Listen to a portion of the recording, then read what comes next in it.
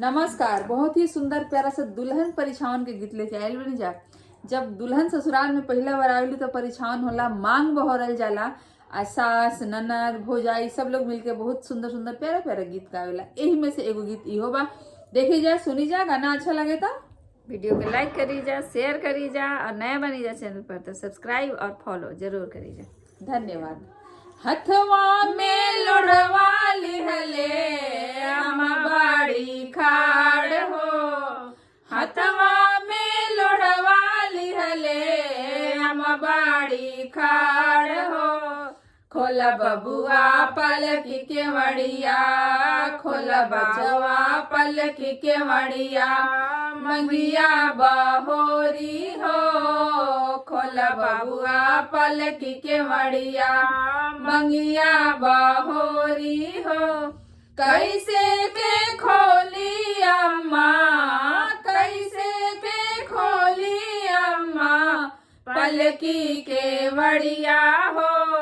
मोरा जांघे सूतल बाड़ी, मोरा जांघे सूतल बाड़ी, ससुजी के धियवा हो। मोरा जांघे सूतल बाड़ी, ससुजी के धियवा हो।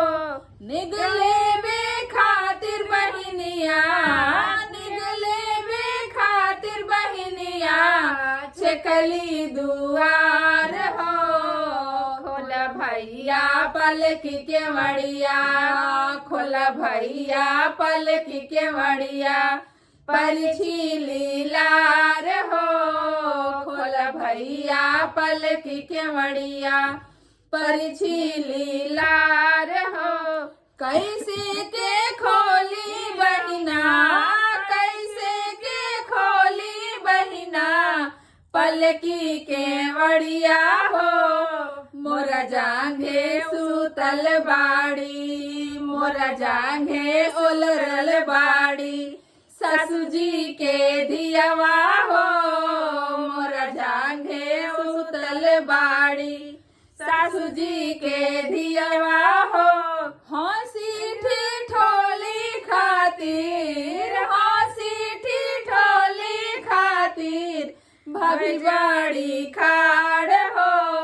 खोला देवरू पलकी के मड़िया, खोला देवरू पलकी के मड़िया, मड़िया बहोरी हो।